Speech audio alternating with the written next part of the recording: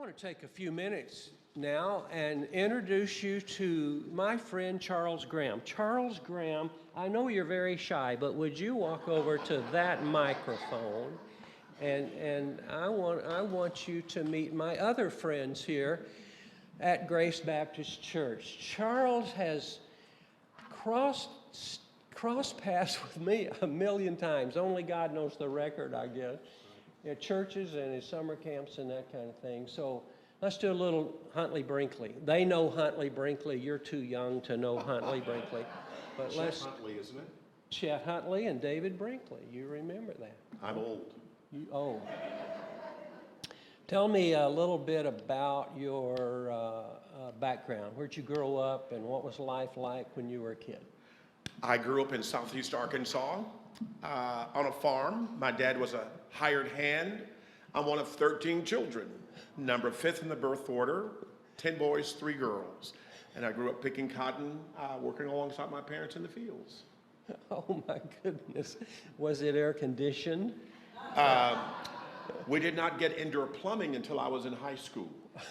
Oh goodness. All right, tell us what you've been doing in your adult life. What happened when you became of age?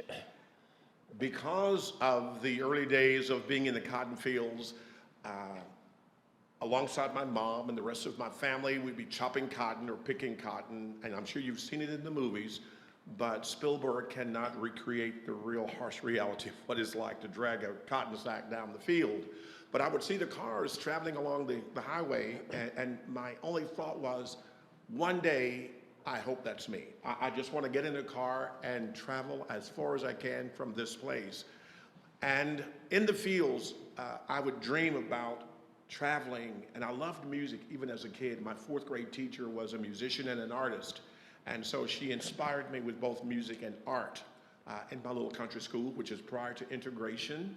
And so it was in the fields that I began to dream. And today, to stand here and say that God has allowed me to fulfill those dreams that I had in the fields have been nothing but miraculous. I've been able to travel from the cotton fields of Arkansas to England, Scotland, Wales, Norway, Germany, France, Africa, Italy, South America, Canada, Israel, and Estonia. And it has just been an amazing journey of serving the Lord. 38 years going to the United Kingdom and 22 years traveling to Africa. Oh, goodness gracious.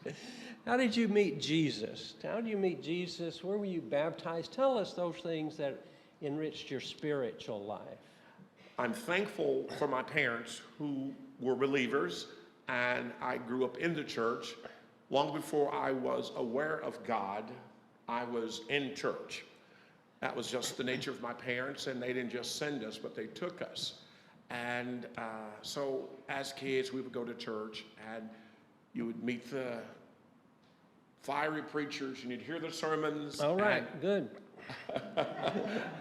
And I guess I can safely say that during a revival in my mom's church in southeast Arkansas, I was 5 years old. And this preacher came to preach, and in our little country church, during a revival, there was a lady, an usher on the door, Miss Lena was her name. I'll never forget her. And she would guard the door, especially during revivals. And as you would enter, her first question was, "Are you saved?" And you can't lie in church. And I've seen adults tell the truth. I've seen kids tell the truth. And if you said no, then she would march you right up front in front of the evangelist. You would sit on what was called the mourner's bench. And so at age 5, I had to say no. And I sat on the mourner's bench for about 3 nights, and he preached hell hot enough that I made a profession of faith. And of course, my dad had a good friend who set a trout line. And if any of you guys know what a trout line is, your country. Well, anyway, that's where you would set this fishing line across the bayou, and you just leave it there, and you'd catch the fish. And you would go back the next day, and there were several hooks along this line, and you'd catch your fish. Well, Mr. Levi would catch gars, and they were alligator gars. I don't know if you've ever seen one, but for a 5-year-old, it looked like Jaws. I was deathly afraid of the gars. And so I get saved, and I go home and tell my family. My brother says, "Now, you know on Sunday they're going to baptize you." I know. in the same spot where Mr. Levi catch those guards. And when that preacher takes you under, that guard's going to bite your face off. So they move you from the mourner's bench to the side bench, which is the saved bench. So my brother would sit strategically across the side of the church so he could just sit there and go. I was in fear. You have baptismal gowns in those days. My grandmother made a baptismal gown, and we marched from the church on Sunday morning down to the bayou, where the deacons would come out of the water and take the candidate out to the preacher to be baptized. I started about 12 deep, and every time it was my turn, I'd jump behind another kid. And my dad is on the sideline going, "Oh, what is your problem? Stop that." Well, when there was about 2 of us left, I had a choice to make: run home or go get my face bit off. I made the choice. I didn't know what girding up your loins meant. All I knew is I picked up my gown, broke that little string, and I went up the bank. I hit the front porch. My mother, who was pregnant at the time, said, "I knew you had not been baptized because you came home just as dry as you left." And it took another 5 years. We had moved 4 times, and we had moved, and in this church, Reverend Simpson, my pastor, ministered, and I made a profession of faith at the age of 10 that took. And so I got baptized at the age of 10. I wasn't afraid of the garb, but I was afraid of the water because I couldn't swim. And as I was going into the water, as the water was rising, it hit my chest and I hyperventilated. I didn't know that's what I was doing. All I knew was I couldn't breathe. And my aunt, who's a little Pentecostal, thought that all of that was the Holy Spirit, and she got excited. And the more I would do that, she'd get it, "Jesus, Jesus," which excited the preacher. And so, but nonetheless, at age 10, we did finish the baptismal service, and I got home. When I got to Bolivar, good old Jim Shrimpton and others were asking, "Do you believe in the security of the believer?" I'm thinking, "Partner, you have never seen anyone as saved as I am." Because if you think I'm going through that again, it's never going to happen. So. All right. The book, out on the table as you exit today, you'll see Charles Graham's biography entitled No Back Porch? No back doors. No Back Doors. No Back Doors. I've read the book. It is a charming story. Where did you get that title? What does that mean, No Back Doors, whenever you're looking back over your ministry and your life? As a child, again, growing up and working the fields, and the house obviously was a 4-room house that we grew up in. I had to run out and pump water to have water inside the house. It was an outdoor pump. So the whole story of just being poor, and of course, you don't know how poor you are until you leave.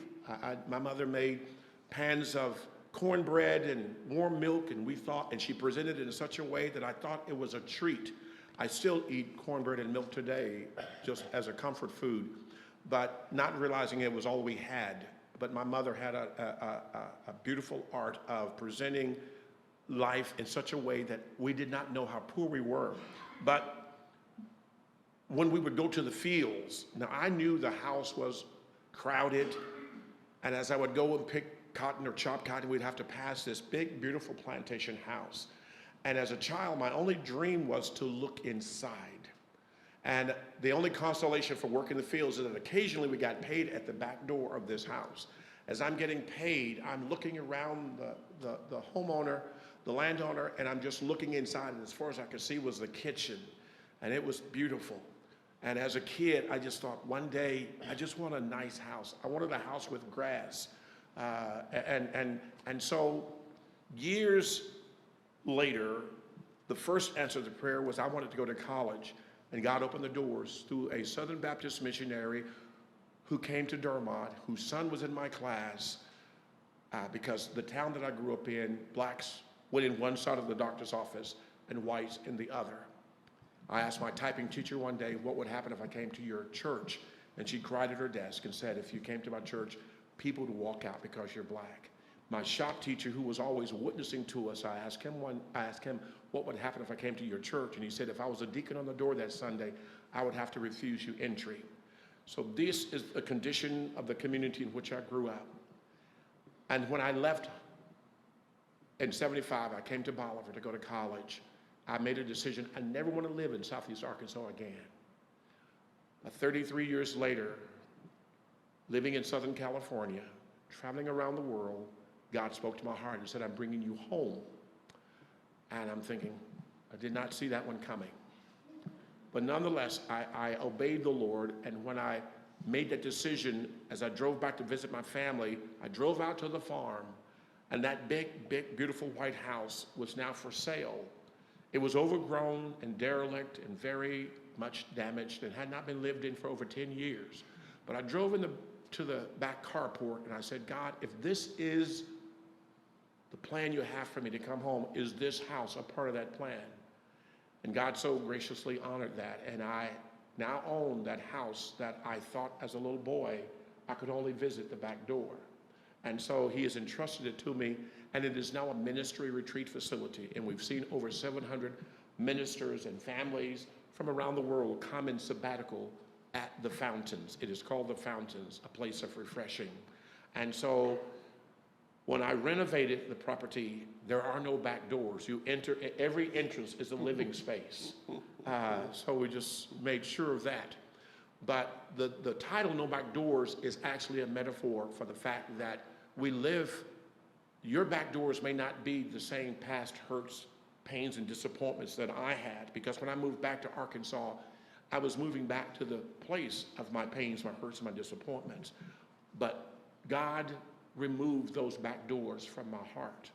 And as we were writing the book, a dear friend of mine, Daryl Campbell from Mount Vernon, God just, what should have been an 8-month project was 2 years to write it. But it was an opportunity to share how God had moved me beyond the back doors of my past. And I'm grateful. Welcome.